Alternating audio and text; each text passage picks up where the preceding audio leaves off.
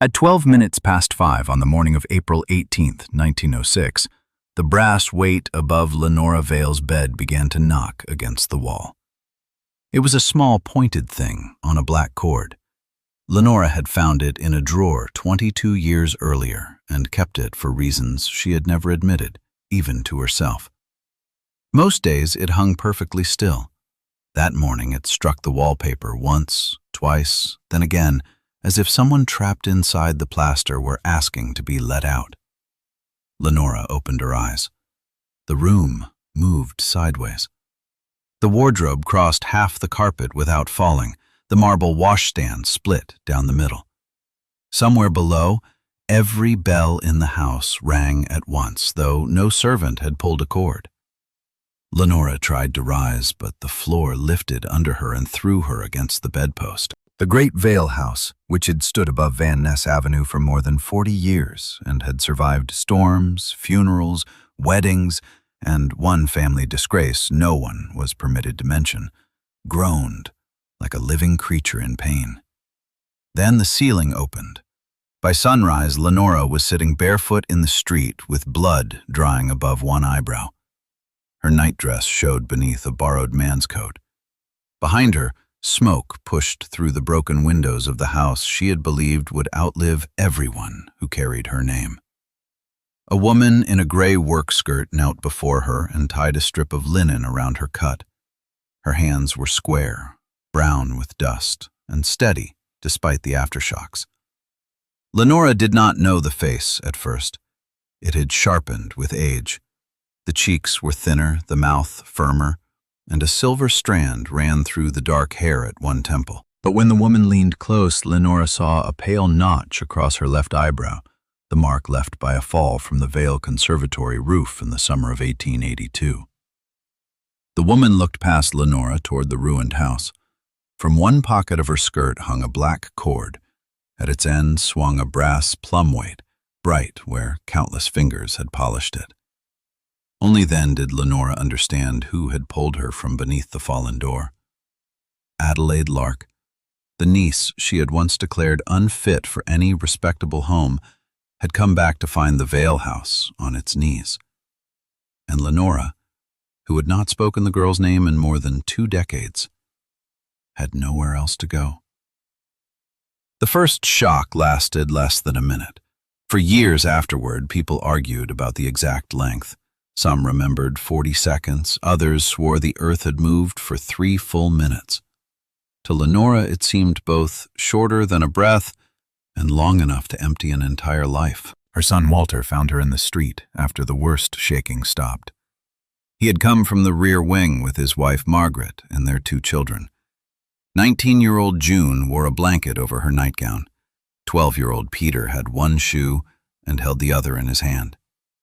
Walter's forehead was gray with plaster, and he kept repeating that everyone was alive, as though the words were boards he could lay across a hole. The servants gathered near the carriage house. Cook had a broken wrist. One maid had fled toward her sister's rooms south of Market Street. The coachman was trying to calm 2 horses that had kicked their stalls apart. Lenora counted heads twice. Counting was what she did when feeling threatened, to make disorder appear temporary. Only after the second count did she notice that Adelaide was directing 3 young men at the front steps. She was not dressed like a lady who had happened upon a disaster. A folding rule showed from her belt. A carpenter's pencil was tucked behind one ear. She had already marked a broad cross on the front door with white chalk. Walter saw her too. His face changed in a way Lenora could not read. He said her childhood name before he could stop himself. Addie. Adelaide turned. For one moment she looked not 40 but 18, standing in the Vale parlor beneath a chandelier, holding a torn cuff against her wrist while Lenora told her she had brought shame into a decent house. Then the moment passed.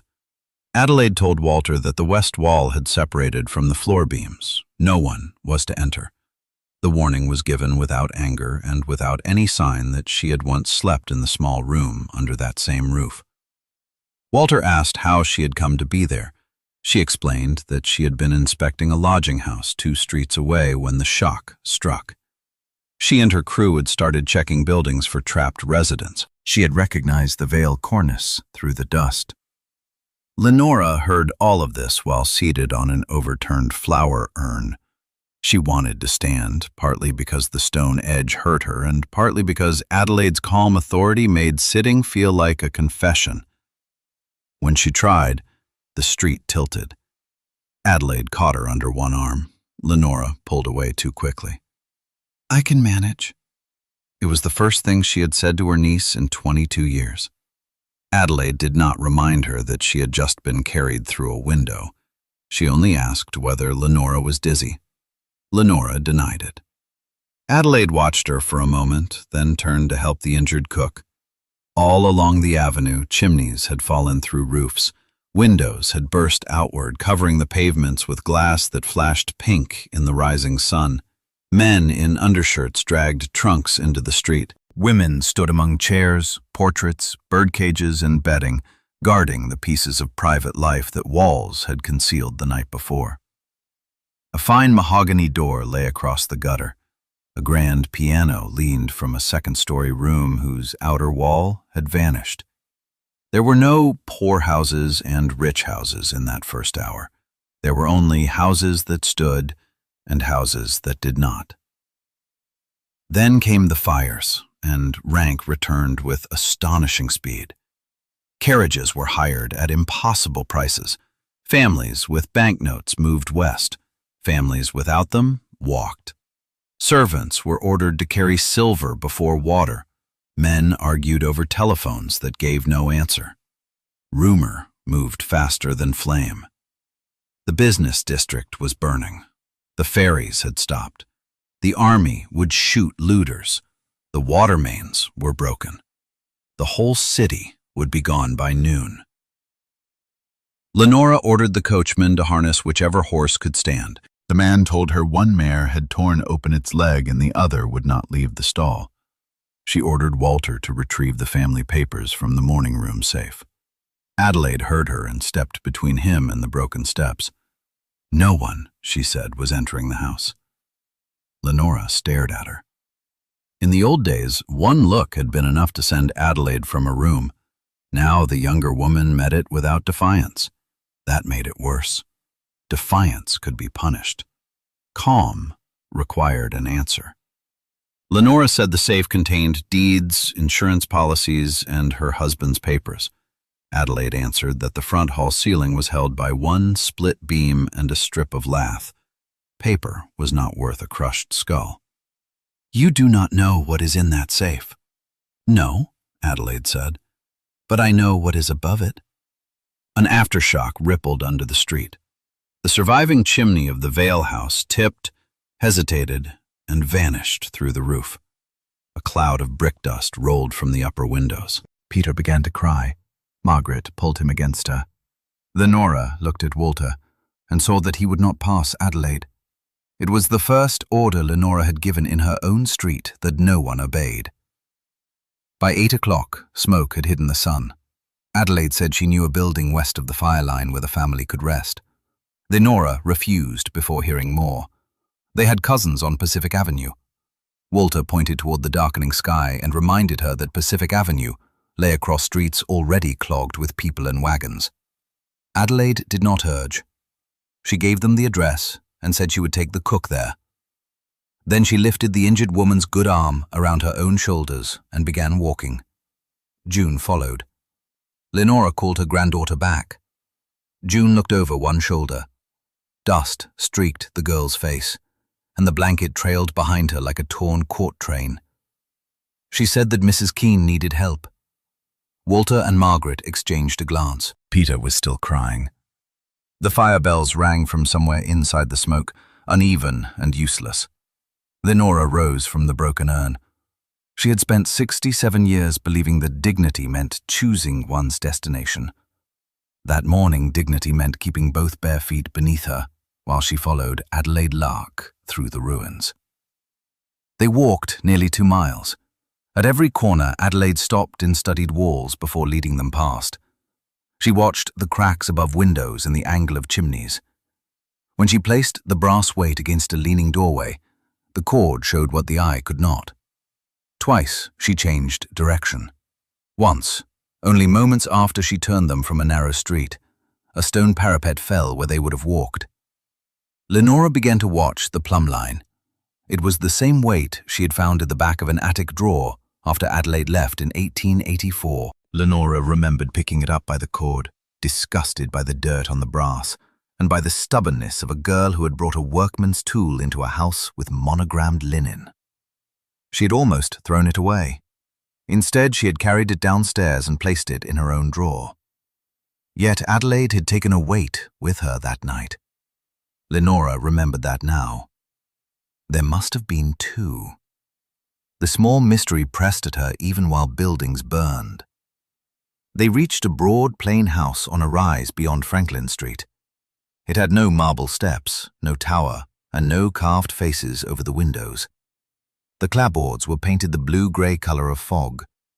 Two brick chimneys had broken cleanly at the roofline instead of crashing through it. Every window remained in its frame. Across the front, women carried buckets, rolled bandages, and set tables on the pavement.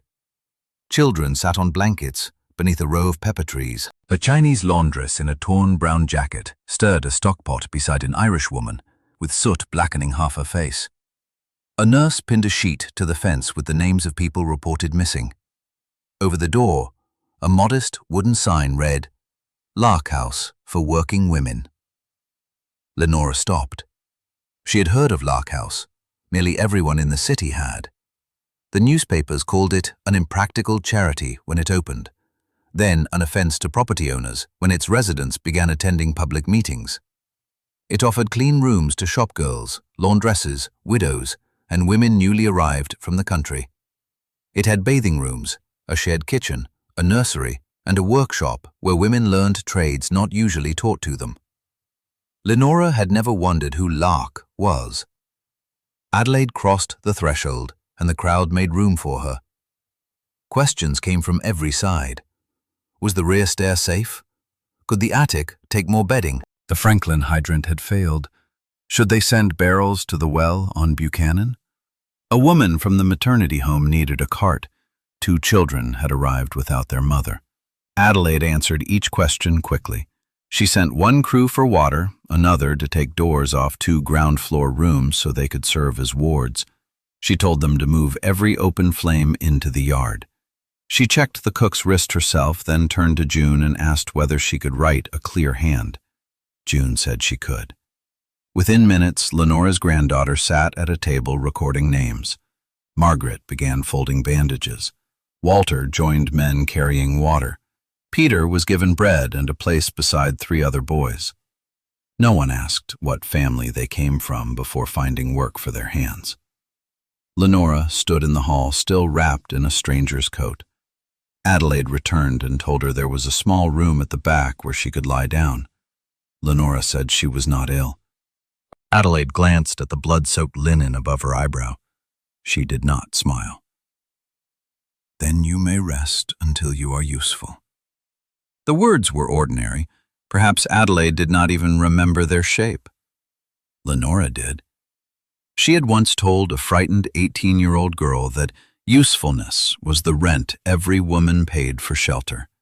She had said it in front of 12 dinner guests while the girl stood with a ripped sleeve, and no one asked why it had torn. Now, in a house bearing that girl's name, Lenora had no skill anyone needed. She let herself be led to the back room. It contained 4 narrow cots, whitewashed walls, and a wash basin bolted to the floor. The simplicity should have offended her.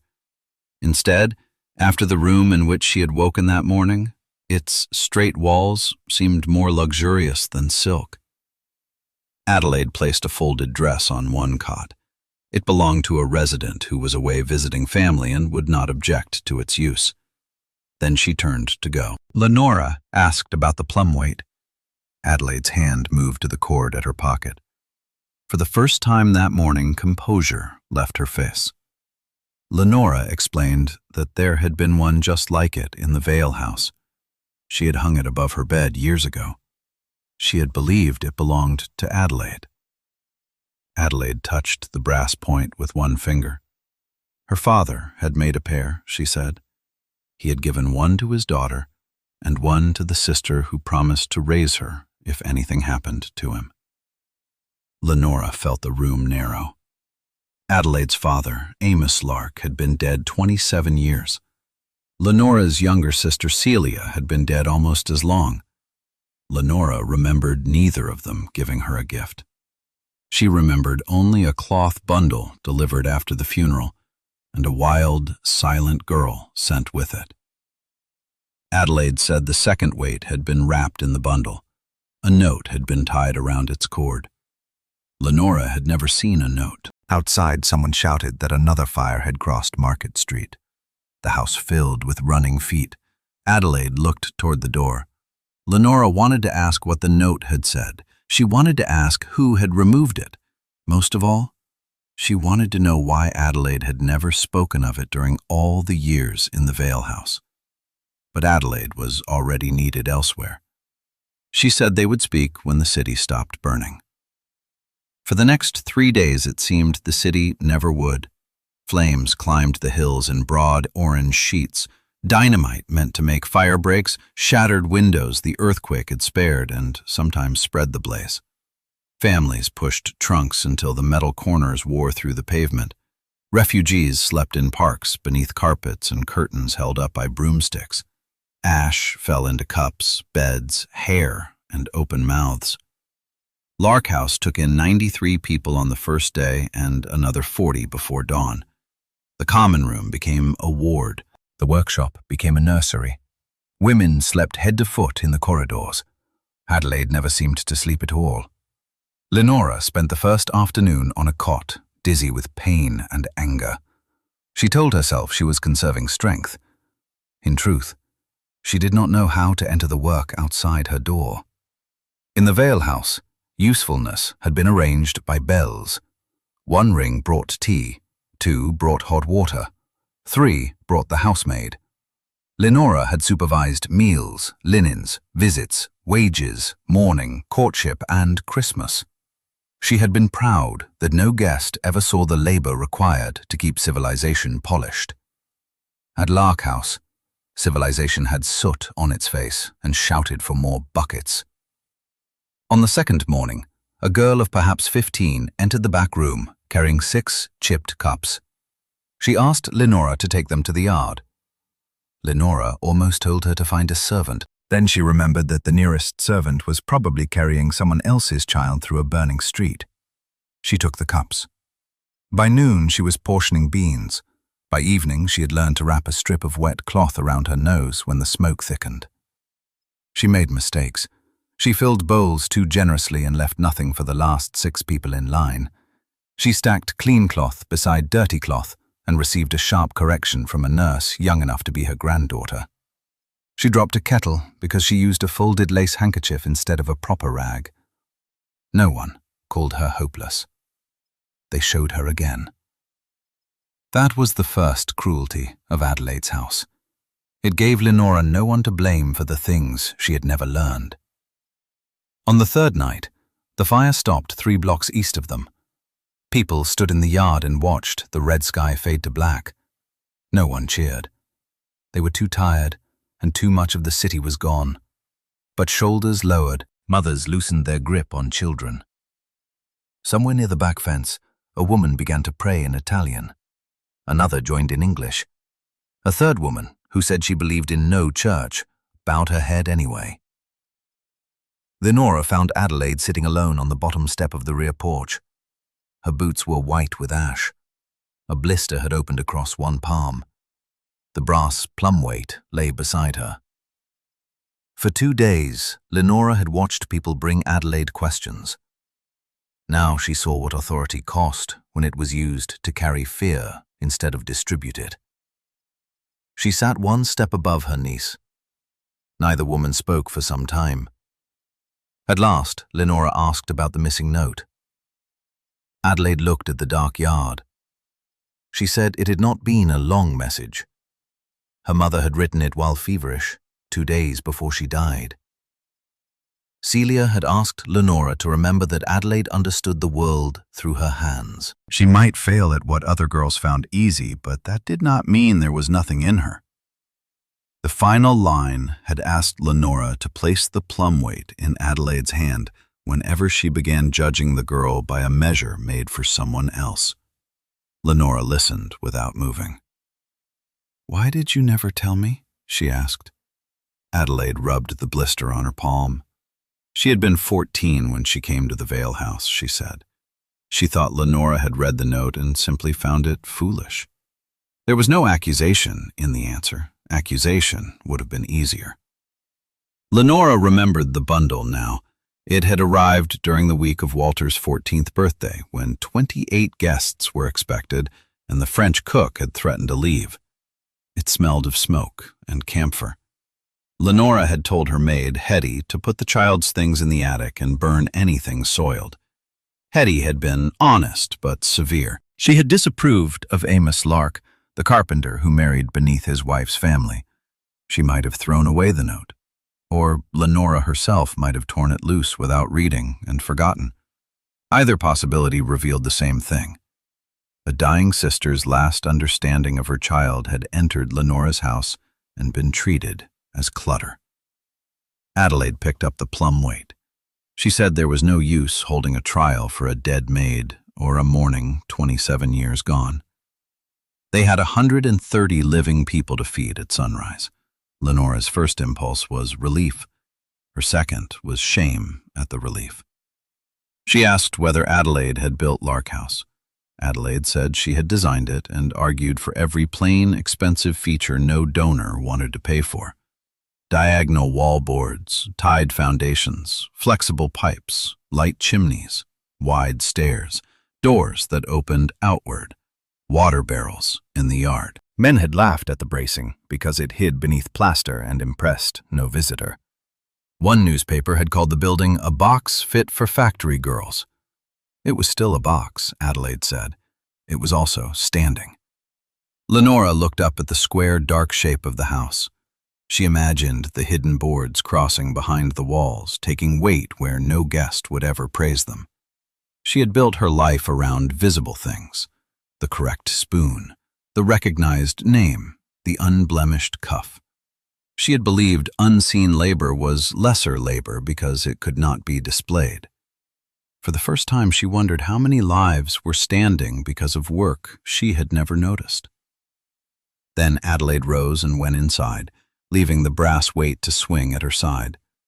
Lenora remained on the step until the ash turned cold. Before Adelaide came to live with her, Lenora had thought of children as damp clay.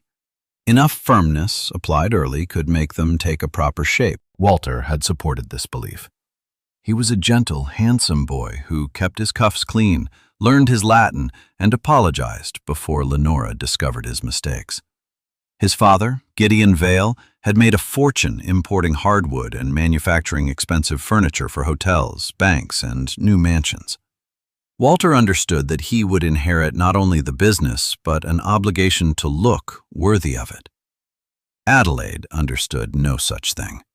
She arrived in September of 1879 wearing a brown dress too short at the wrists and carrying a carpet bag with a broken clasp. 14 years old, she had lost her father when scaffolding gave way at a hotel construction site in Oakland. Her mother, Celia, died of pneumonia 7 weeks later. The girl had lived between neighbors until Lenora sent for her. Lenora remembered waiting in the front parlor on the day Adelaide arrived. Rain shone on the windows. A silver tray held chocolate and seed cake because Lenora believed grief should be met with order and something warm. When the maid brought the child in, Adelaide did not cry, embrace her aunt, or admire the room. She stood on the Aubusson carpet and looked at the ceiling. Lenora thought she was counting cracks. Years later, she learned Adelaide had been studying the curve of the ceiling beams. The first months exhausted them both. Adelaide could not remember the sequence of knives at dinner. She scorched a petticoat by leaving an iron on the cloth while she examined its wooden handle. She climbed a ladder without permission to repair a loose gutter and frightened a visiting pastor when he saw a girl's boots above the library window. Her copybook was blotched, her spelling uncertain, and her piano teacher reported that she kept measuring the instrument instead of practicing scales. Yet broken objects followed her into rooms and returned mended. The pantry latch that had caught for years began to close smoothly. A wobbling nursery chair grew firm. When winter rain entered the servants' stair, Adelaide found a split in the flashing that 2 hired men had missed. She repaired it with a scrap of tin until the roofer came. Lenora saw these acts.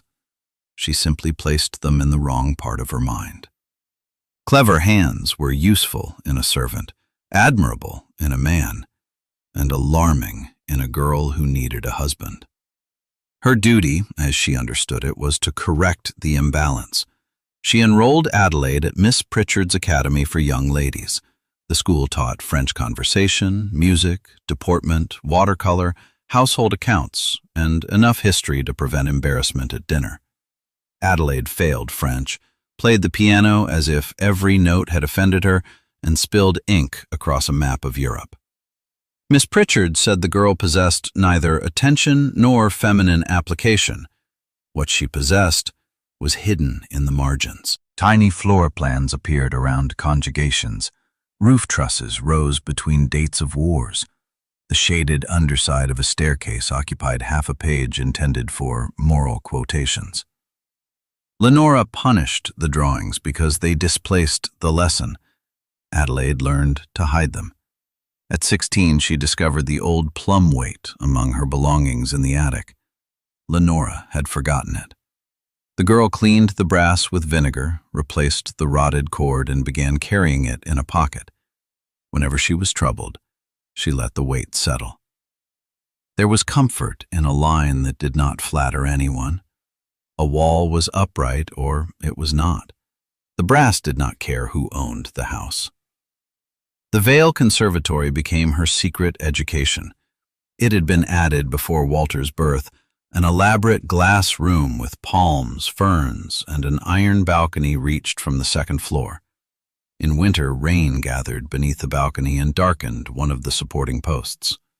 Adelaide watched the stains spread. She pressed a knife into the wood and found softness beneath the paint. She told Lenora. Lenora sent for the gardener, who blamed condensation and painted the post again.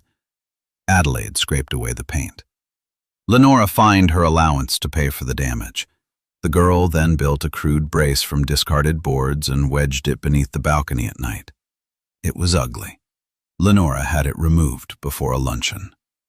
3 days later, a planter fell from the balcony. It broke a marble table and missed a maid by less than a foot. The hired builder finally opened the post. Rot had eaten through more than half of it. Lenora never apologized. She praised herself for ordering the inspection promptly and told Adelaide that being correct did not excuse disobedience. That sentence became a pattern in the house. Adelaide might be correct about a wall, a roof, the balance of a cabinet, or the reason smoke gathered in a bedroom chimney. But her manner of knowing was always wrong. She had climbed, touched, measured, questioned, or spoken in front of someone whose comfort mattered more than the fact. Walter sometimes defended her in private. He brought her carpenter's catalogs from the factory and once persuaded the foreman to let her watch a steam-powered saw from the gallery, but he never contradicted Lenora before guests. He had been trained too well. At 18, Adelaide asked permission to study mechanical drawing at a commercial school, willing to admit a few women to evening classes. Lenora refused. She explained that the Vale family had already tolerated enough eccentricity. A season of parties and suitable company would settle the girl. If it did not, Lenora would find a position for her as a companion to an older lady. Adelaide said nothing. By then, silence had become the only room in the house Lenora could not arrange. In the spring of 1884, Mr. Henrik Haskell began visiting. He was 40, a widower, and one of the city's most ambitious builders. He had risen from a mason's yard to hotels, office blocks, and entire rows of houses. Newspapers admired his energy. Banks admired his punctual debts. Ladies admired the grave attention with which he listened while deciding what use they might be. Haskell had business with Gilded Vale. He needed furniture for a new hotel near Union Square. He also had a daughter of 7 who required a stepmother. Lenora saw a solution before Adelaide understood there was a problem. Haskell was older, but age meant stability. His first wife had left him a fine house. He did not need a large dowry. He even claimed to find Adelaide's unusual interests charming. At dinner, he asked about the conservatory repair and listened while she explained how water had entered the post. No man of consequence had ever asked Adelaide to explain how she knew something. For several weeks, she mistook appetite for respect. Haskell took her to see the unfinished hotel with Lenora's permission. His foreman escorted them, and Walter came on the first visit. Adelaide examined the service stairs and complained that the landings were too narrow for women carrying trays. She noticed that a decorative arch transferred weight onto a partition never meant to bear it. Haskell laughed, then changed the drawing after she went home. On their third visit, Walter failed to come. Haskell dismissed the foreman to another floor. Adelaide returned to the Vale house before dusk with plaster on her skirt, a bruised wrist, and one cuff torn from shoulder to elbow. She asked to speak to Lenora alone, but Haskell's carriage arrived less than 10 minutes later. He entered the parlor without waiting to be announced. His collar was open, and a scratch marked one cheek. He told Lenora, Gideon, and Walter that Adelaide had behaved with shocking boldness. She had demanded he place her name on building plans. When he refused, she had become hysterical, struck him with a measuring rod, and threatened to accuse him of improper conduct. Adelaide stood in the doorway and said he had locked the room. Haskell looked wounded rather than angry. That was one of his talents. He said he had closed a door against construction dust. Adelaide had misread a harmless gesture, then tried to bargain with the misunderstanding. Lenora looked at the torn cuff. She also looked at Gideon, whose largest hotel contract depended on Haskell. She looked at Walter, who was expected to announce his engagement to the daughter of a prominent banker within the month. She looked through the open parlor doors toward the dining room, where guests would soon arrive for supper. Adelaide asked her aunt to believe her. Lenora chose instead to postpone belief until after dinner. She told the girl to change her dress and remain upstairs. Adelaide did neither. When the first guests arrived, she was still in the parlor. Haskell stayed too. He understood that private uncertainty could be turned into public certainty if the right person spoke first. By the time Lenora entered the dining room, Mrs. Haviland had heard that Adelaide attacked a respected widower after he declined an improper demand. Mr. Poole had heard she entered a closed room with him deliberately. Walter's future father-in-law stood beside the mantel, waiting to see how the Vale family handled scandal. Lenora felt the structure of her life shift around her. Reputation was not vanity in 1884. It determined credit, marriage, employment, invitations, and whether a woman's word could survive a man's denial. Lenora had spent years building a house no whisper could enter. She believed there was only one way to keep it standing. Before 12 guests, she announced that her niece was young, excitable, and confused. Mr. Haskell had behaved honorably. The Vale family regretted the scene. Adelaide's face emptied. Lenora should have stopped. She had protected the contract and Walter's engagement.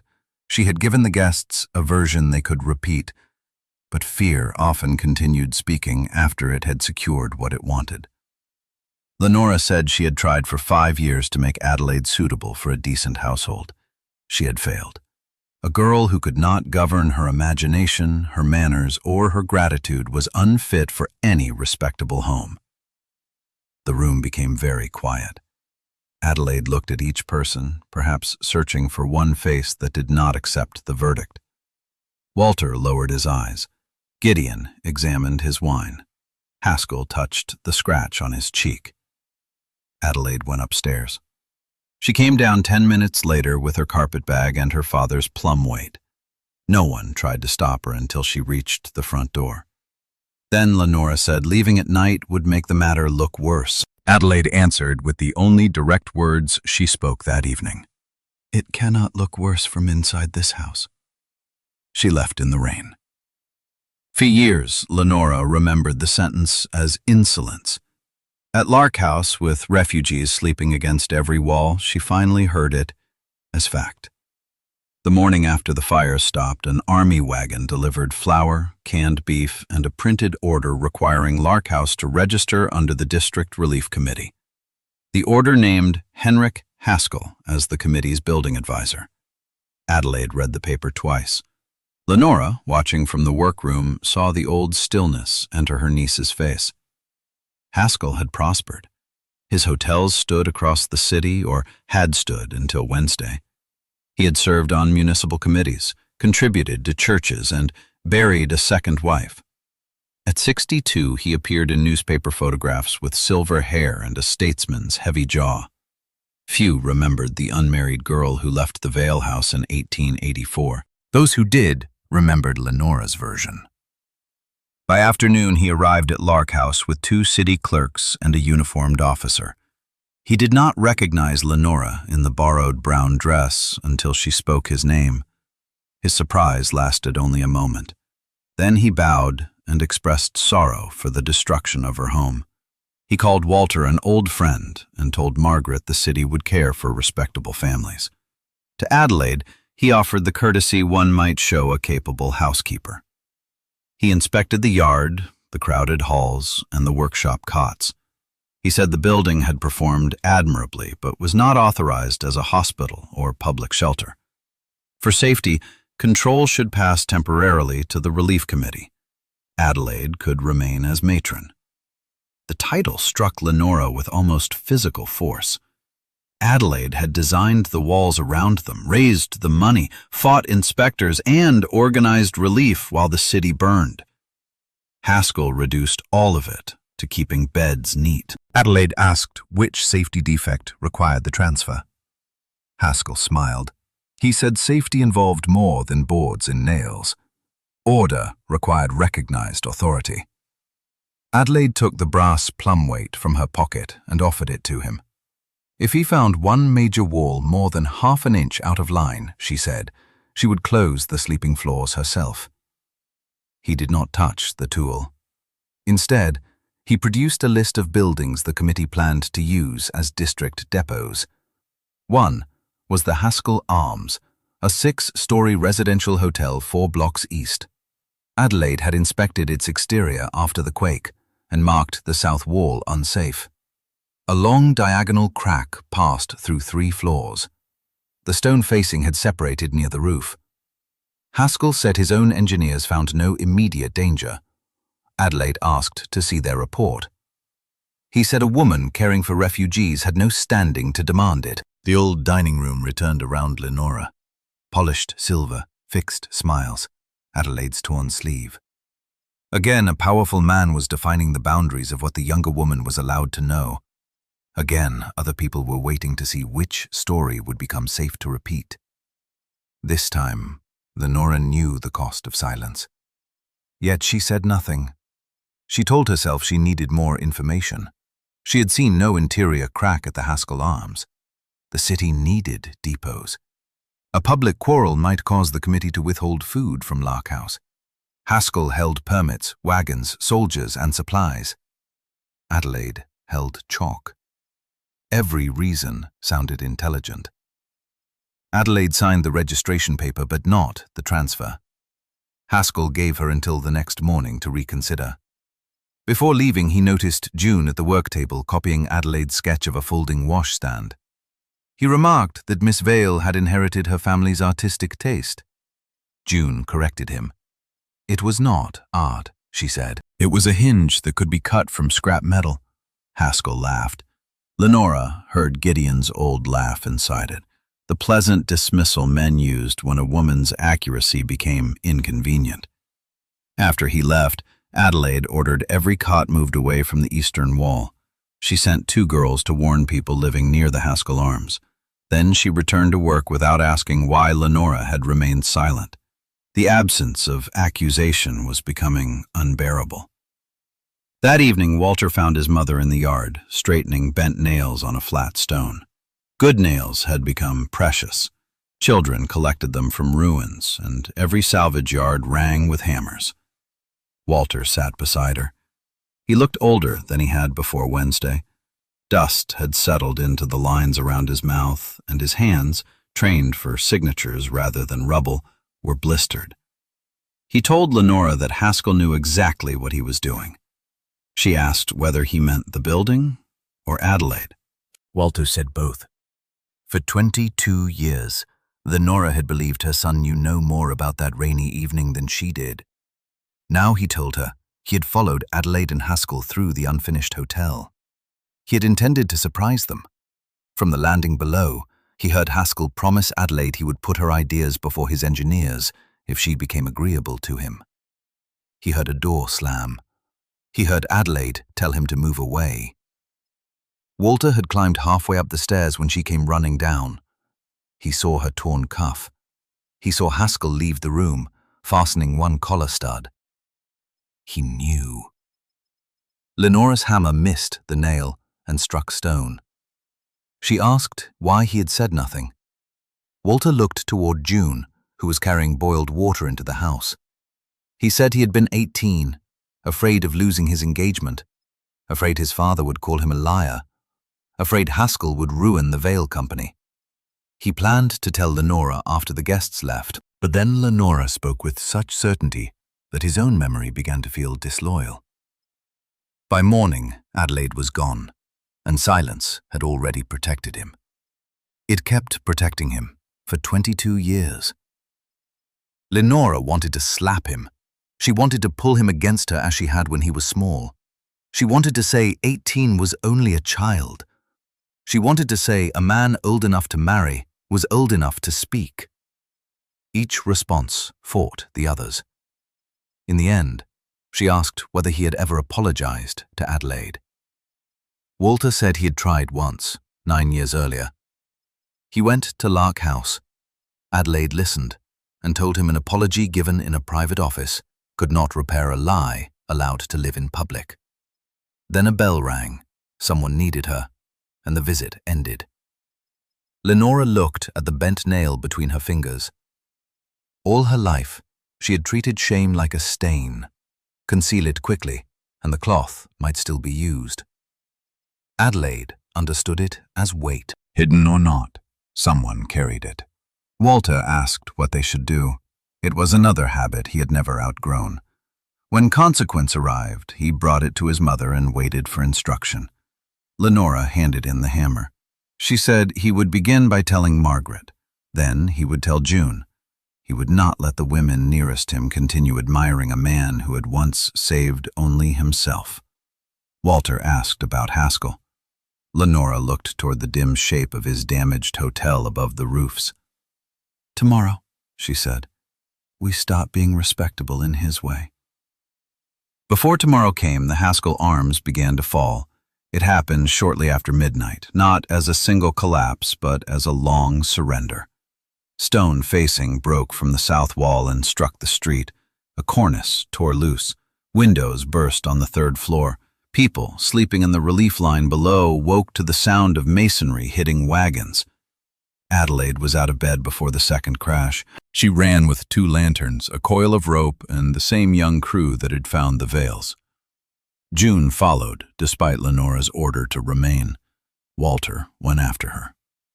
Lenora, Margaret, and half the house carried blankets behind them. The Haskell Arms leaned over the street like a ship taking water. Army guards had stored flour on the ground floor and placed 30 refugee families in the ballroom above. Haskell's committee clerk insisted the interior had been cleared. Then a woman at the barricade screamed that her mother and 2 children were still on the 4th floor. They had returned for a trunk.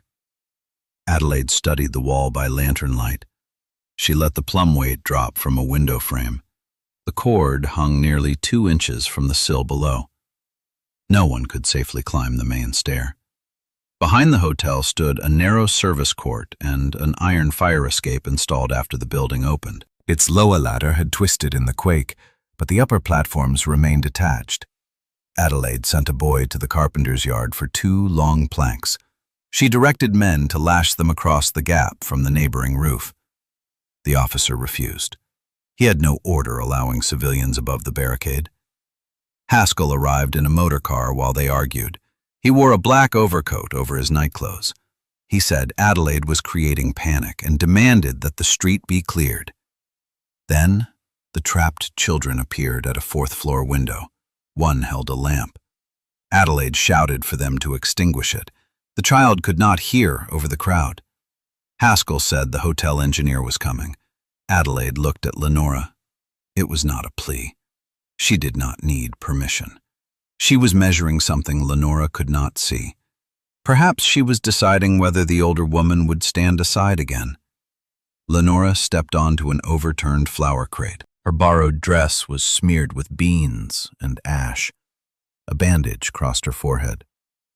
Few people in the street would have recognized the hostess whose dinners once appeared in society columns, but Henrik Haskell knew her voice. Lenora called him a liar. The word traveled farther than a speech. She said Adelaide Lark had warned his committee before sunset that the wall would fail. She said Haskell had dismissed the warning because it came from a woman whose knowledge he had stolen before. Then, before fear could arrange a softer sentence, she told the crowd what she had refused to believe in 1884. She did not describe every detail. The truth did not require Adelaide's wound to become public entertainment. Lenora said only that Haskell had cornered a young woman in an unfinished room, lied about her conduct, and depended on the Vale family to protect him. She named Walter as a witness and herself as the person who had made the lie respectable. Haskell's face changed. He ordered the officer to remove her. The officer did not move. Neither did the refugees, teamsters, nurses, or soldiers gathering around the crate. Lenora pointed to Adelaide. She told them that the only reason 130 people had slept beneath a safe roof that week was because Adelaide knew more about buildings than any man on Haskell's committee. If someone needed an order, Lenora said, they could take hers, clear the court, bring the planks, and do exactly what Miss Lark told them. For once, the Vale name was useful. Men moved. Adelaide crossed to the neighboring building with rope around her waist. She went over the roof before anyone could argue. 2 carpenters followed. The planks were lashed in place. One by one, the grandmother and children crawled from the hotel window to the fire escape platform, then across the narrow bridge. The smallest child froze halfway. June started forward. Lenora caught her skirt. Adelaide lay flat on the plank and reached out. The child moved toward her inch by inch, eyes shut, until Adelaide caught both wrists. They had just reached the neighboring roof when the south wall of the Haskell Arms peeled away. 6 floors of stone struck the empty street. The impact blew every lantern out. In the darkness, people screamed. Dust covered the crowd so completely that Lenora could not see the hotel, the roof, or her own hand. She held June's skirt in one fist and the edge of the flower crate in the other. Then someone relit a lantern. Adelaide stood on the neighboring roof with the child in her arms.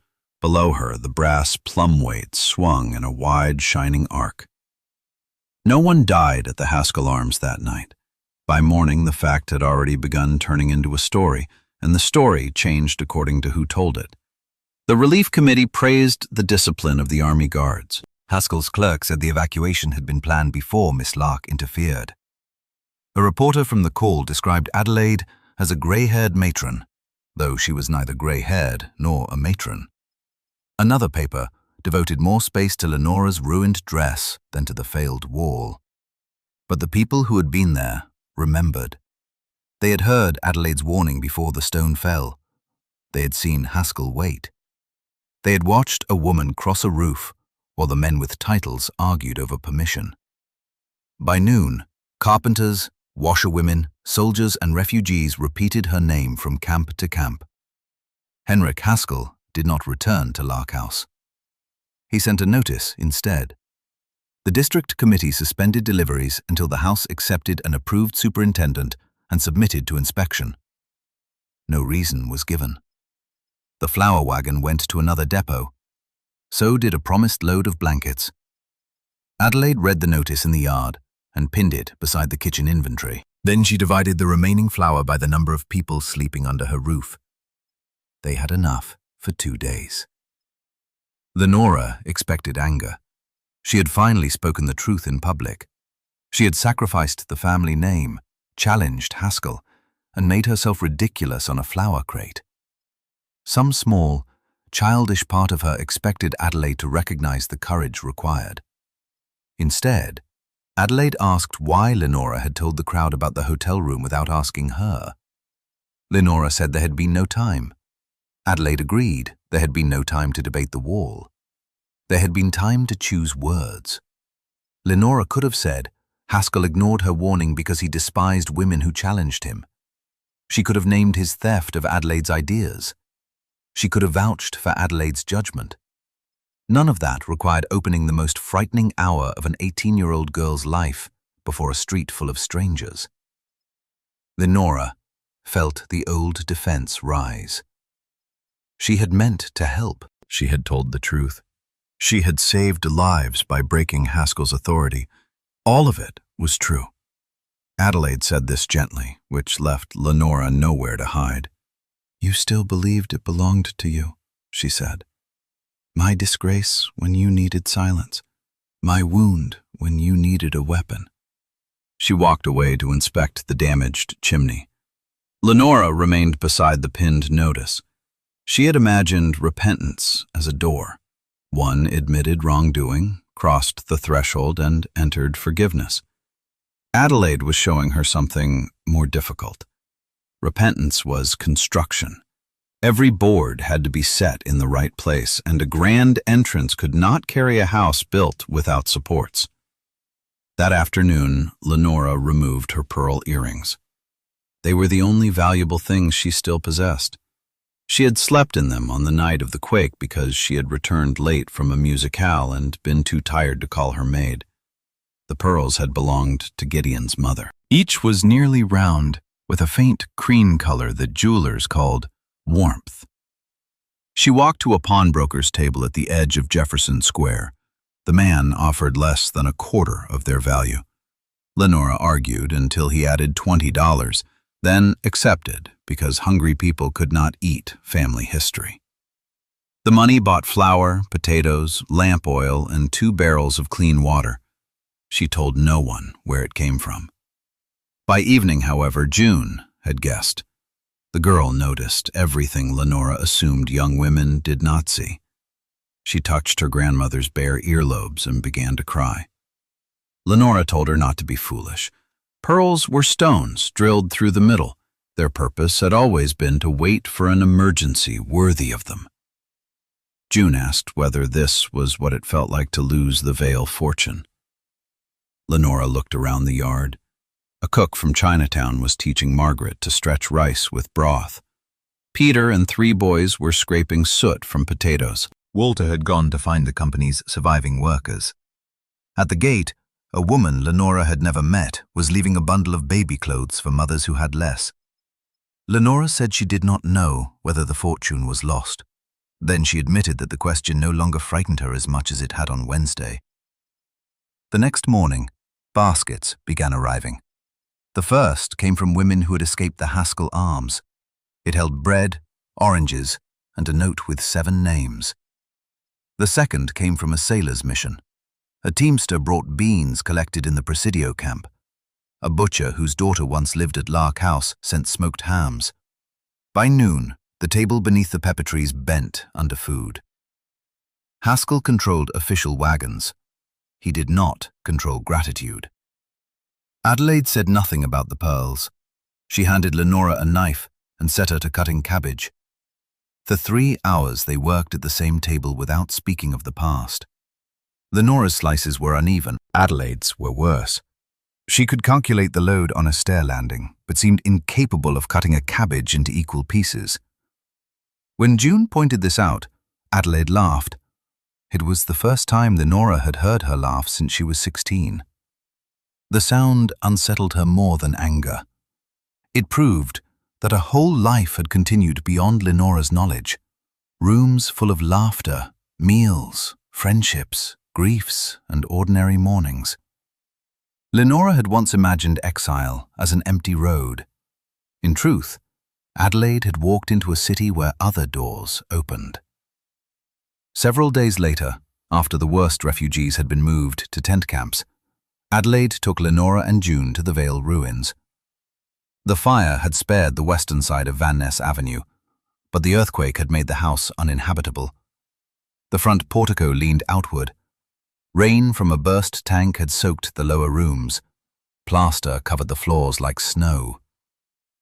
Lenora stood before the chalk cross on the front door. She asked whether anything could be saved. Adelaide did not offer comfort before inspection. She walked the perimeter, tested the foundation, and entered through the servant's door with a rope around her waist. Her crew removed loose boards ahead of her. Lenora waited in the garden beside the broken conservatory. The palms had fallen through the glass roof. The iron balcony hung at an angle, but the replacement post installed in 1882 still stood. Lenora placed one hand on it. Beneath layers of paint, she found a shallow notch cut by a 16-year-old girl's knife. Correctness had been waiting there for 24 years. Adelaide emerged after an hour carrying a blackened wooden box and the small brass weight from Lenora's bedroom. Its cord had burned away. The point was bent where falling timber struck it. Lenora took it in both hands. Adelaide told her the box contained the family papers from the safe. The morning room wall had collapsed away from it. They were wet but readable. Lenora almost laughed. She had been willing to send Walter beneath a ceiling for documents that had survived without him. She asked about the house. The foundation could be reused in parts, Adelaide said. The main stair and east wing were finished. The front rooms might be dismantled carefully and much of the hardwood could be salvaged. But the house as Lenora knew it was gone. Lenora looked through the absent conservatory roof at a cloudless sky. She had expected those words since the first morning. Hearing them still felt like a death. Every room held a version of herself. In the morning room, she had accepted Gideon's proposal. In the blue bedroom, she had delivered Walter after 20 hours of labor. At the long dining table, she had celebrated his engagement and destroyed Adelaide's name. Gideon died in the library with one hand inside a book. Celia's daughter slept beneath the attic eaves and learned to hide her drawings. A house was not innocent because it held happy memories. It was not wicked because cruelty had occurred inside it. It simply carried what people placed there until weight or time revealed the weak joints. Lenora asked Adelaide what she would build on the foundation. Adelaide said it was not her land. Lenora replied that she was asking about possibility, not ownership. Adelaide studied the footprint. She imagined a lower building, no ornamental tower, with a central courtyard protected from wind. The front could contain classrooms and workshops. The rear might house women during training. There should be 2 wide stairs, a nursery near the yard, and windows low enough for children to see out. The surviving conservatory frame could become a covered work hall if the glass was replaced with lighter panels. As she spoke, June moved closer. The girl asked whether women could learn drafting there. Adelaide said they could learn anything someone was willing to teach, honestly. Lenora heard the danger before she heard the hope. June had been expected to marry Edward Poole in the autumn. No formal announcement had appeared because Edward's family wanted to wait until he completed a year in his father's bank. The earthquake had delayed everything, but it had not erased the understanding. A respectable marriage would protect June from whatever remained of the Vale fortune. Lenora told her granddaughter that visiting a workshop was one thing, choosing a trade was another. June's face closed. Adelaide looked at Lenora, and the ruins seemed suddenly full of ghosts. Lenora had repeated the old warning almost word for word. She had not needed a dinner table or a powerful man beside her. The judgment lived ready in her own mouth. She tried to correct it. She said only that June should not decide during a disaster. June asked why disaster was considered a poor time to discover what mattered. The city had spent years telling women what they could not do, and now women were cooking for camps, nursing strangers, keeping lists of the missing, hauling water, and designing braces while recognized men waited for orders. If the earth had not moved, June might never have seen it. Lenora looked toward Margaret for support. Her daughter-in-law surprised her. Margaret said June's marriage could wait. Edward Poole had visited their camp once, complained about the smoke, and left before the water wagon arrived. A husband was not safety merely because his father owned a bank. Walter said nothing. The silence that once helped him now exposed him. Adelaide placed no argument on top of theirs. She only handed June the folding rule and asked her to measure the surviving foundation. June did. Lenora watched the girl stretch the rule across a cracked stone. She had June's future arranged in her mind like a formal table, every piece chosen and placed. The earthquake had swept her plan onto the floor. Her first instinct was still to restore it. She closed her fingers around the bent brass weight. "Measure twice," she said. June looked up, uncertain whether permission had been given. Lenora was uncertain too, but she did not call her back. The official inquiry into the Haskell Arms opened in May, inside a temporary wooden hall near the Civic Center ruins. It was not a criminal trial. Haskell faced no immediate charge. The Board of Works wanted to determine why a building declared usable had shed its south wall less than a week after the quake. The distinction allowed everyone important to pretend the outcome would be technical rather than moral. Henrik Haskell arrived with attorneys, engineers, and letters of support from 3 banks. Adelaide arrived with her plumb weight, a roll of sketches, and 2 carpenters who'd inspected the crack with her. Lenora came with Walter and Margaret. The room overflowed. Refugees from the hotel stood beside architects, reporters, laborers, clubwomen, and curious citizens. June took a seat near the front with a notebook on her knees. Haskell's attorney began by praising Adelaide's courage. The praise was a fence built before the attack. He called her devoted, energetic, and generous. Then he suggested that zeal in an emergency was not the same as engineering competence. He asked where she had earned a degree. Adelaide named the evening courses she had completed and the offices where she had worked. She had never been permitted to enroll in the full engineering program. He asked whether she held a city appointment. She did not. He asked how many buildings carried her name on their official plans. Adelaide paused. Lenora knew the answer before she gave it. 3. The attorney spread his hands. Haskell had built more than 40.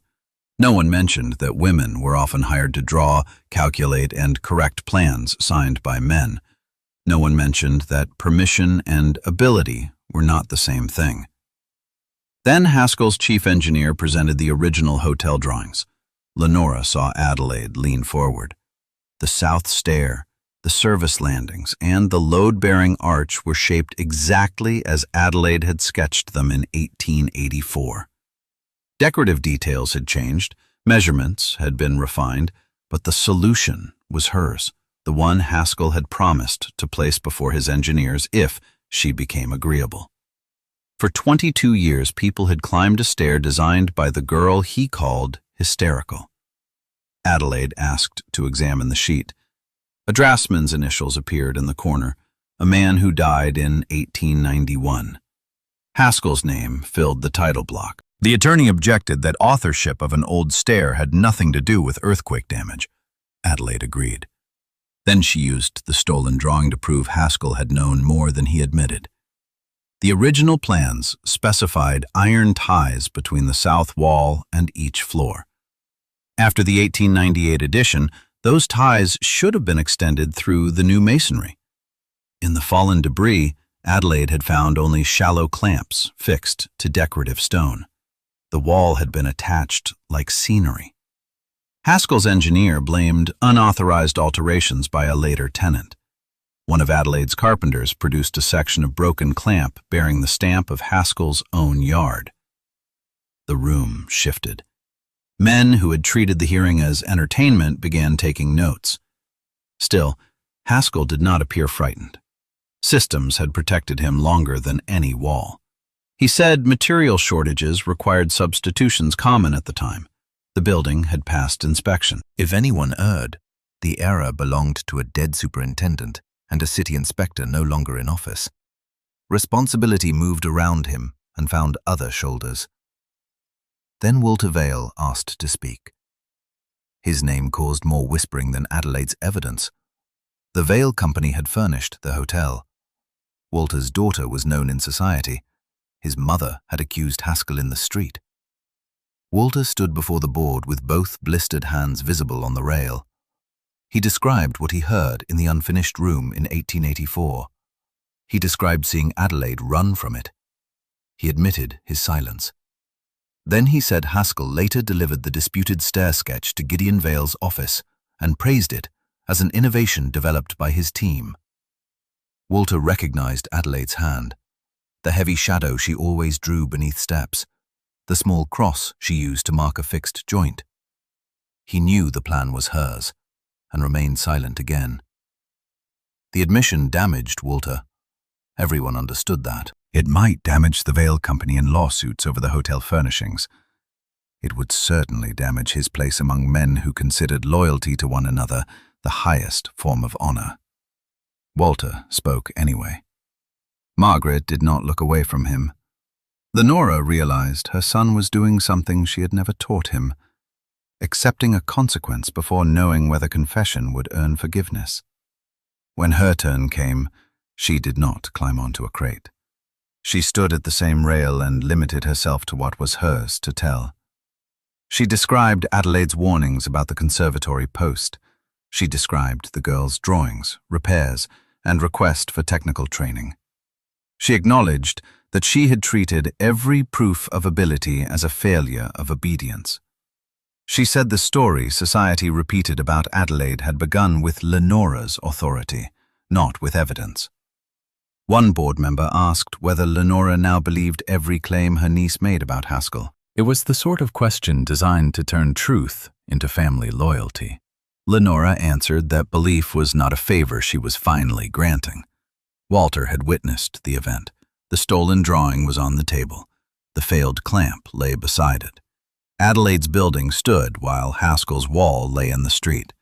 The evidence did not require Lenora's permission to be true. Adelaide turned toward her. For the first time since the earthquake, something in her face softened. The board suspended Haskell from all advisory duties and ordered a review of his surviving buildings. It referred the substituted ties to the city attorney. No one promised prison. Wealth seldom fell as quickly as stone, but his unquestioned authority was gone. Outside the hall, reporters surrounded Adelaide. They asked whether she intended to sue. They asked why she never married Haskell, as though an engagement had existed. They asked whether a woman could truly understand structural calculations. One asked Lenora if the Vale family would welcome its prodigal daughter home. Adelaide heard the question. She said the Vale house no longer existed. Then she walked past them.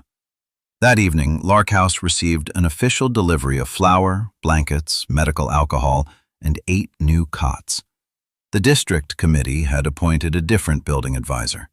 He was a cautious man from Sacramento who addressed Adelaide as Miss Lark and asked to see her inspection notes. Public victory should have felt complete. It did not. The refugees were still homeless. Cook's wrist still ached. Walter's factory had burned. Margaret owned 2 dresses, 1 borrowed. Peter woke at every tremor. June had returned Edward Poole's ring, and the Poole family blamed Adelaide. Lenora's home was a chalk mark and a dangerous shell. Truth had removed one false support. It had not built the next room. For that, they would need months of ordinary work. Lenora moved from Lark House into a canvas tent in Golden Gate Park at the end of May. The city called the camp temporary. Army tents stood in numbered rows, guy ropes crossing narrow lanes that turned to mud when the fog condensed. Families planted geraniums in cans and hung curtains made from flour sacks. Field stoves smoked at the ends of the lanes. Address numbers were painted on boards so messengers could find people in the canvas town. Walter wanted his mother to share the larger tent he had found for Margaret and the children. Lenora refused. They had spent a lifetime fitting themselves around her. One canvas room of her own seemed a fair beginning. She kept the bent plum weight on a crate beside her cot. Each morning, she walked to Lark House and worked wherever she was placed. At first, Adelaide gave her simple tasks. She sorted donated clothing by size. She boiled jars. She sat with children while mothers searched employment. Within weeks, Lenora began organizing the house's crowded storeroom. The old instincts returned, but differently. She labeled shelves in large letters for women who read little English. She put heavy jars low, not high. She asked the cooks what they reached for most often before deciding where anything belonged. When a Polish widow arranged pots in a way Lenora found illogical, Lenora stopped herself before correcting her and asked for the reason. The widow showed how she could find each pot by touch while holding a baby. Lenora moved the labels. It was humiliating to discover how often listening improved order. One afternoon, a thin woman with white hair came through the gate, carrying a bundle of rolled paper. Adelaide dropped a bucket when she saw her. The woman was Ruth Berg, the seamstress who had opened her door to Adelaide on the night she left Van Ness Avenue. Ruth had lived in 2 rooms over a cobbler's shop in Oakland with her husband Samuel, a cabinet maker. Adelaide reached them after midnight, soaked by rain and unwilling to return. She knew Samuel because he had worked briefly at the Vale factory. The Bergs had 3 children and 1 spare corner beside the kitchen stove. They kept her for 6 years. Ruth told the story while Lenora poured tea at the work table. Adelaide spent her first weeks repairing chairs for rent.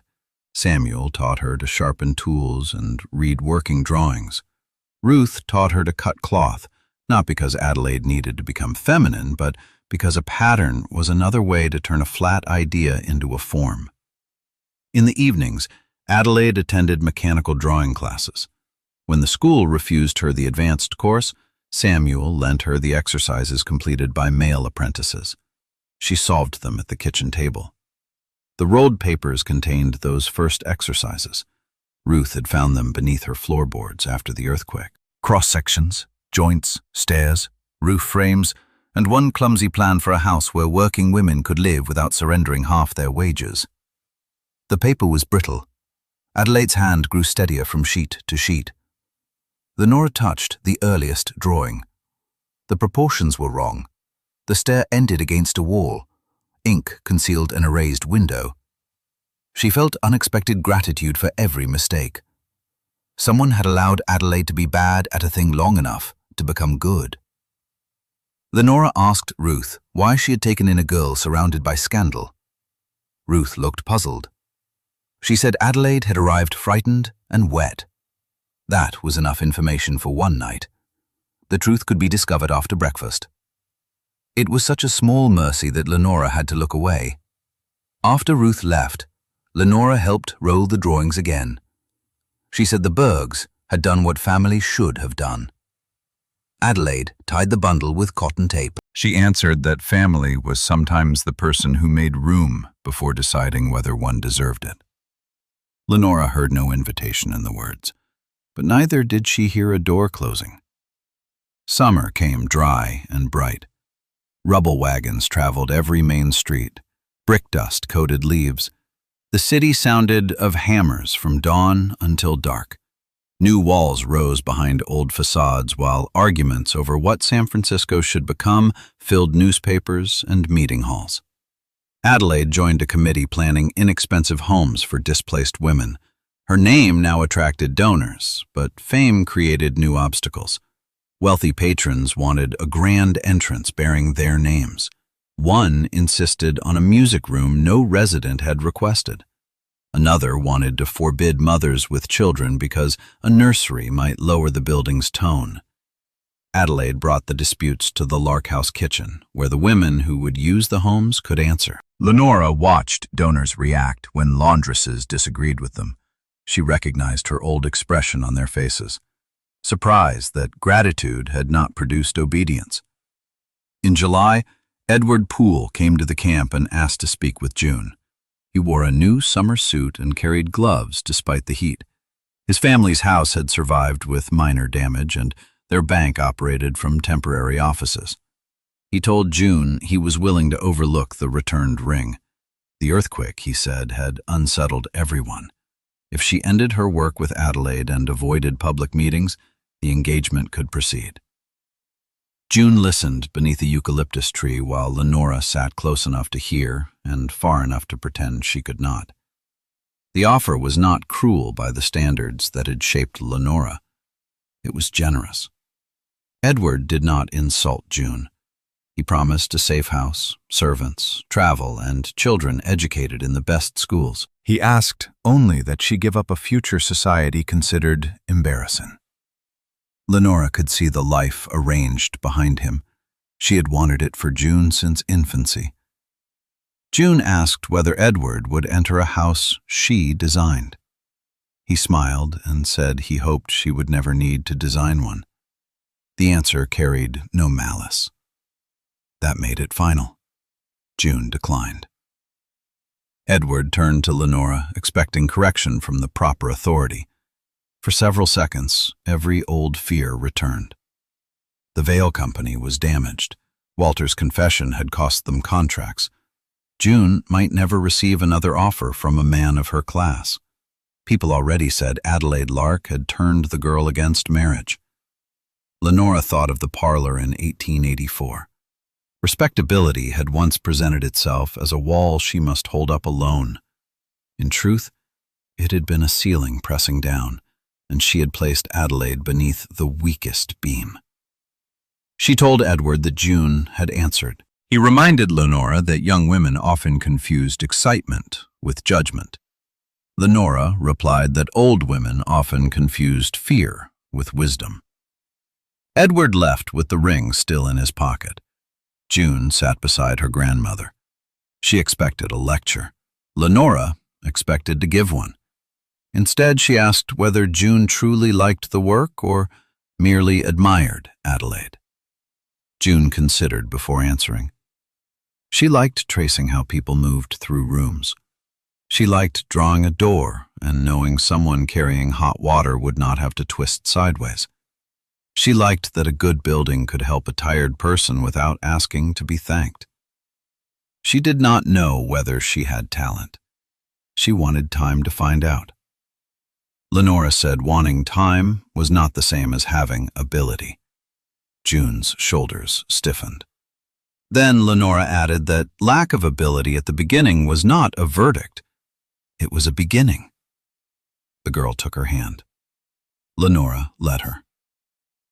The Vale insurance settlement came in August. It was far less than Walter expected, and more than Lenora needed to remain comfortable for the rest of her life. The land on Van Ness Avenue had become valuable despite the ruin. Developers sent offers. Walter assumed they would sell.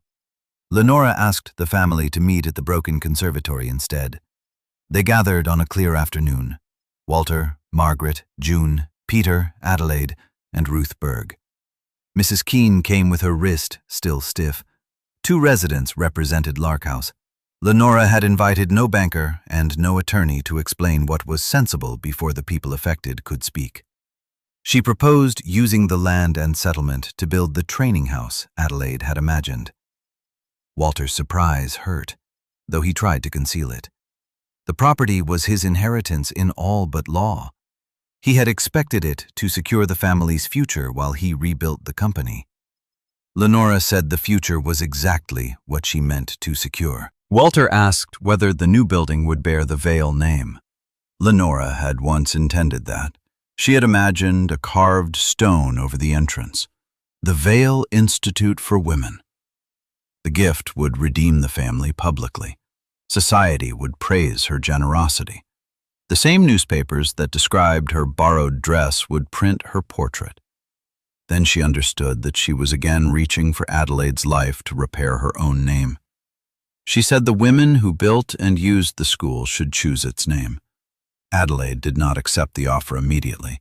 She asked whether Lenora expected to direct admissions, select instructors, or approve which trades were proper. She asked whether Walter could sell the land later. She asked whether girls dismissed from respectable homes would be admitted without references. Each question removed a thread of control. Lenora answered as honestly as she could. The land would belong to an independent association, not the Vale family. Adelaide and representatives elected by residents would govern it. Lenora requested one seat, not as founder, but as the person responsible for stores and household organization. If they found her unhelpful, they could replace her. Peter laughed, because no one in his life had ever suggested replacing his grandmother. Lenora laughed too. Walter did not. He walked among the fallen glass for a long time. At last he said he had spent his life expecting the house, company, and family decisions to arrive finished in his hands. Perhaps that expectation had weakened him. He would not challenge the gift. He asked only that Peter be allowed to learn in the workshops, even though the school was intended for women. Adelaide said any boy willing to take instruction from women could apply. Margaret smiled. It was the first easy smile Lenora had seen on her since the earthquake. They formed the association in September. At Adelaide's insistence, half the governing seats belonged to working women. Ruth Berg took one. Margaret took another. Lenora became keeper of stores, a title far less grand than any she had held, and more precisely connected to work. For the name, residents proposed dozens of choices. Most honored donors, saints, civic virtues, or women famous enough to appear respectable in stone. Mrs. Keene suggested the level house. A level, she said, did not promise that a board began straight. It gave a person a chance to correct it before fastening it down. The name was approved without opposition. Demolition of the Vale ruins began in October. As colder weather approached, relief carpenters replaced parts of the tent camps with rows of small wooden cottages. Lenora moved into one room with a tar paper roof, a narrow stove, and a door that rattled in the wind. She paid $2 a month toward eventual ownership, though she expected to surrender the cottage to a family when the level house opened. Lenora attended every day. Salvage crews removed walnut panels, doors, stair rails, bricks, hinges, and lengths of unbroken pipe. Each item was cleaned and judged. Some boards were too charred to reuse. Others looked ruined until planing revealed sound wood beneath. Adelaide never forced a moral onto the lumber. Lenora found one anyway. The bent plumb weight could not be trusted for building. Its point no longer aligned beneath the cord. Lenora asked whether a metalworker could straighten it. Adelaide said perhaps, but brass weakened when bent twice. Better to melt it and cast something new. Lenora resisted. The weight had come from Celia. It had hung above her bed for years. It had warned her before the house fell. Adelaide reminded her that objects did not honor the dead by remaining unchanged. Her father had made a tool, not a relic. They took it to a foundry operated by two brothers whose sisters lived at Lark House. Adelaide added her own matching weight to the crucible. Lenora protested then. Adelaide's was still true. Adelaide said a pair had been made to serve one promise. It seemed right that they should enter the next work together. The foundryman melted the brass and poured it into 6 small molds. When the new plum weights cooled, their surfaces were rough and dull. Apprentices filed and polished them. June worked on one. Peter worked on another, under the supervision of a woman machinist who tolerated no carelessness. Lenora polished the last until she could see her distorted face in it. Adelaide kept none for herself. She hung one at each corner of the new foundation so students could check the rising walls. Winter rain slowed construction. The camp cottages leaked. Walter reopened a modest furniture workshop south of the park with 14 of his former employees. Margaret began keeping the payroll because she was better at it than her husband and no longer pretended otherwise. June attended drawing classes 4 evenings a week and spent mornings at the site. Her first stair plan ended beneath a window. Lenora found her crying over it. In another life, she would have explained that costly education should not be wasted on someone lacking natural aptitude. The sentence came to her so easily that she saw how little moral change depended on a single revelation. Old judgments did not vanish. They waited, dressed as common sense. Lenora sat beside June and asked what Adelaide would say. June wiped her face and answered that Adelaide would tell her to begin at the bottom step. So they spread a clean sheet over the failed drawing and began again.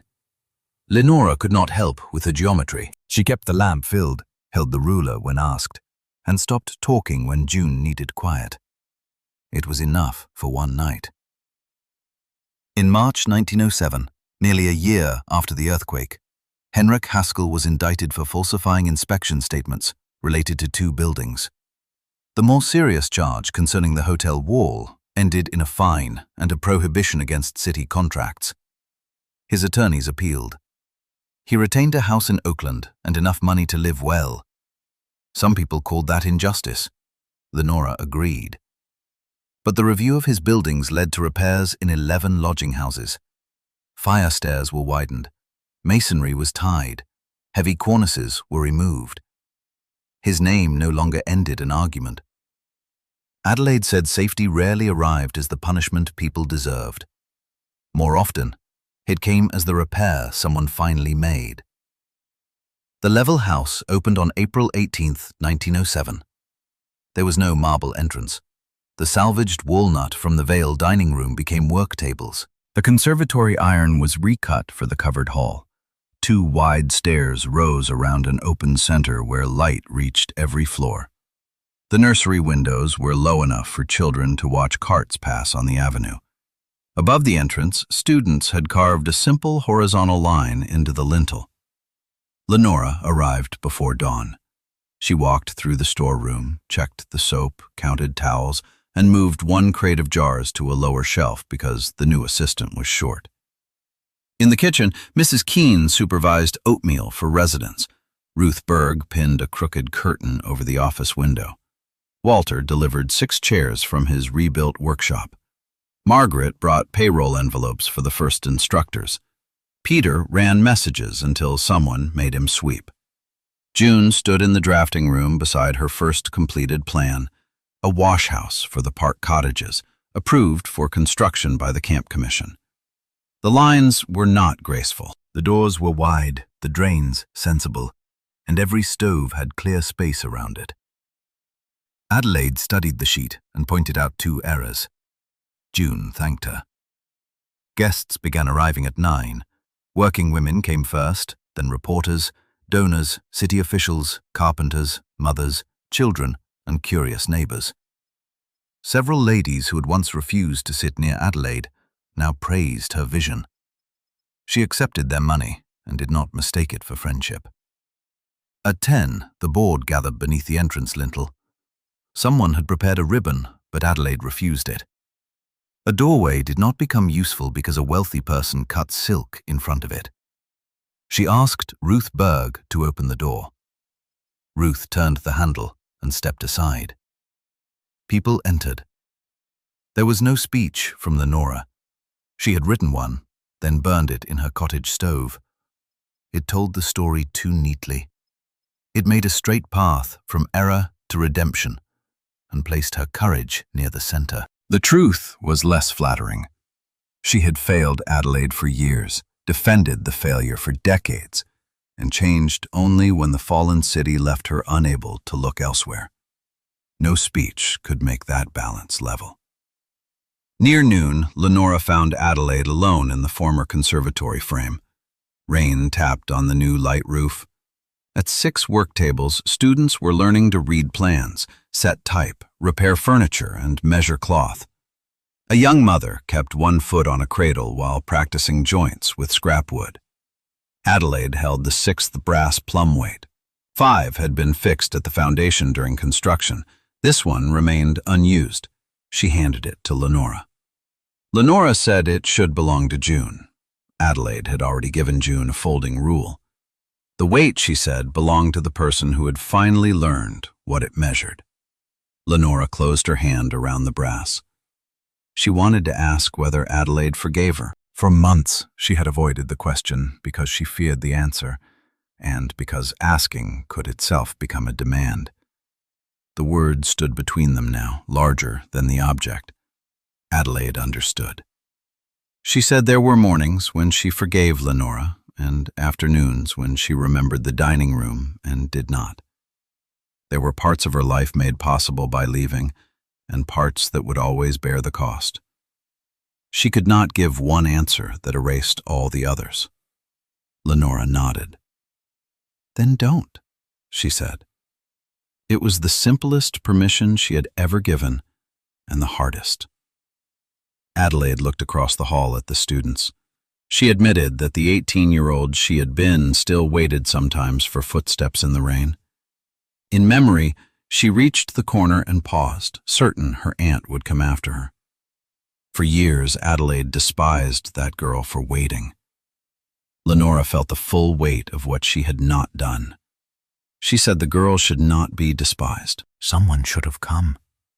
Adelaide's mouth trembled. They did not embrace. Their history was not a broken cup that could be joined and displayed as whole. Lenora only opened her hand, and Adelaide set the black cord around the new weight. Together they tested it against one of the conservatory posts. The line settled. The post was a fraction out of true. Adelaide called June over. The 3 women loosened the temporary brace, shifted the post, and measured again. This time the cord hung straight from top to point. Outside, a single bell rang to call the first afternoon class. Lenora remembered the morning when every bell in her old house screamed while the walls separated. She had thought the sound announced the end of everything she had built. Now women crossed the hall carrying pencils, aprons, rulers, babies, and books. Some were young. Some had grey hair. Some would discover talent. Some would discover that the work did not suit them and begin elsewhere. No one at the door was asked to prove her worth before entering. June hurried back to the drafting room. Ruth returned to her crooked curtain. Margaret called for help with the delivery. Adelaide went to inspect a loose tread on the west stair. Lenora remained beside the corrected post with the plumb weight in her hand. At 68, she no longer believed that experience gave her the right to decide what another life could hold. She knew only that words placed weight on people, that silence placed more, and that a judgment spoken with confidence could bend a future no one had yet learned to measure. She could not return to the rain in 1884. She could not read Celia's lost note, take Adelaide's carpet bag, or follow the girl to the Berg's door. She could not rebuild the Vale house exactly as it had been. But around her stood a house made partly from its ruins. Its walls carried hidden braces. Its stairs were wide. Its doors opened outward. And this time, before the plaster covered anything, Lenora knew whose hands had made it stand.